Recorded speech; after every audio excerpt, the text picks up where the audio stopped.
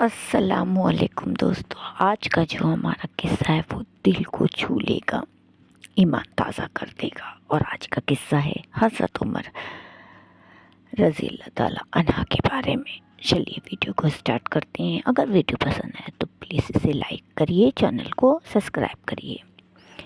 امیر المومنین حضرت عمر رضی اللہ تعالیٰ عنہ اپنی خلافت کے زمانے میں بسا اوقات رات کو چوکیداری کے طور پر شہر کی حفاظت بھی کرتے تھے۔ ایک مرتبہ اسی حالت میں ایک میدان سے گزر رہے تھے، دیکھا کہ ایک خیمہ بالوں کا بنا ہوا لگا ہوا ہے جو پہلے وہاں نہیں تھا۔ اس کے قریب آپ پہنچتے ہیں تو دیکھا کہ ایک صاحب وہاں بیٹھے ہیں اور خیمے سے کچھ آوازیں آ رہی ہیں۔ سلام کرنے کے بعد آپ ان صاحب کے پاس بیٹھ گئے اور دریافت کرا، تم کون ہو؟ اس نے کہا، ایک مسافر ہوں، جنگل کا رہنے والا ہوں، امیر المومنین کے سامنے کچھ اپنی ضرورت پیش کرنے کے لیے آیا ہوں اور کچھ مدد چاہتا ہوں۔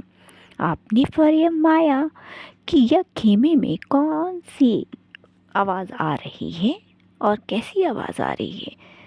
اس صاحب نے کہا، میاں جاؤ اپنا کام کرو۔ آپ نے پھر فرمایا، بتا دو، کچھ تکلیف کی آواز ہے۔ ان صاحب نے کہا، عورت کی ولادت کا وقت قریب ہے، درد ہو رہا ہے۔ آپ نے فرمایا کہ کوئی اور پاس عورت ہے؟ انہوں نے کہا کہ نہیں۔ آپ وہاں سے اٹھے اور اپنی مکان کی طرف گئے اور اپنی بیوی ام کلثوم رضی اللہ تعالیٰ عنہ سے فرمایا کہ ایک بڑے صاحب کی چیز مقدر سے تمہارے لیے آئی ہے۔ انہوں نے پوچھا، کیا ہے؟ آپ نے فرمایا، ایک گاؤں کی رہنے والی بیچاری تنہا ہے، اس کو درد ہو رہی ہے۔ انہوں نے ارشاد فرمایا کہ ہاں، اگر آپ کی رائے ہو تو میں تیار ہوں۔ اور کیوں نہ تیار ہوتی، یا بھی آخر حضرت سیدہ فاطمہ رضی اللہ تعالیٰ عنہ کی صاحبزادی تھیں۔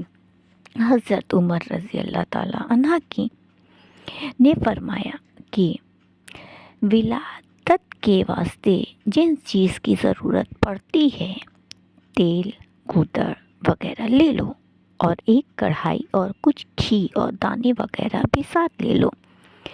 وہ لے کر چلی۔ حضرت عمر رضی اللہ تعالیٰ عنہ پیچھے پیچھے ان کے چلے۔ وہاں پہنچ کر حضرت عمر رضی اللہ تعالیٰ عنہ نے حضرت ام کلثوم رضی اللہ تعالیٰ عنہ کو خیمے جانے کے لیے کہا، اور آپ نے آگ جلا کر اس ہانڈی میں دانے ابالے اور گھی ڈالا۔ اتنے میں ولادت سے فارغ ہو گئیں اور اندر سے حضرت ام کلثوم رضی اللہ تعالیٰ عنہ نے آواز دے کر عرض کیا، امیر المومنین، آپ کے دوست کے یہاں بیٹا پیدا ہوا ہے، آپ اسے خوشخبری سنا دیے۔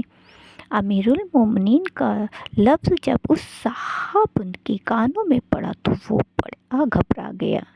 آپ نے فرمایا، گھبرانے کی بات نہیں، وہ ہانڈی خیمے کے پاس رکھ دی کہ اس عورت کو بھی کچھ کھلا دیں۔ حضرت ام کلثوم رضی اللہ تعالیٰ عنہ نے اس کو کھلایا، اس کے بعد ہانڈی باہر دے دی۔ حضرت عمر رضی اللہ تعالیٰ عنہ نے اس جو مسافر سے کہا کہ لو تم بھی کھا لو، رات بھر تمہیں یہاں جا کر گزاری ہے، رات پوری گزاری۔ اس کے بعد اہلیہ کو ساتھ لے کر گھر تشریف لے آئے۔ حضرت عمر رضی اللہ تعالیٰ عنہ اپنی جو بیگم تھی ان کو گھر لے کر آ گئے۔ اس صاحب سے فرما دیا کہ، اور جب گھر آ رہے تھے جو وہ آدمی تھا اس سے کہا کہ کل تم آنا، تمہارے لیے انتظام میں کچھ کر دوں گا۔ ہمارے زمانے کا اسے کیا سیکھ ملتی ہے؟ بہت بڑی سیکھ ہے کہ ہمارے زمانے کا کوئی بادشاہ یا رئیس ایسا نہیں ہے، کوئی معمولی حیثیت کا مالدار بھی ایسا نہیں ہے جو غریب کی ضرورت میں مسافر کی مدد کے واسطے اس طرح بیوی کو رات میں جنگل میں لے جائے اور خود اپنے آپ چولہا جلا کر کچھ پکائے۔ مالدار کو چھوڑیے، کوئی دیندار بھی ایسا کرتا ہے؟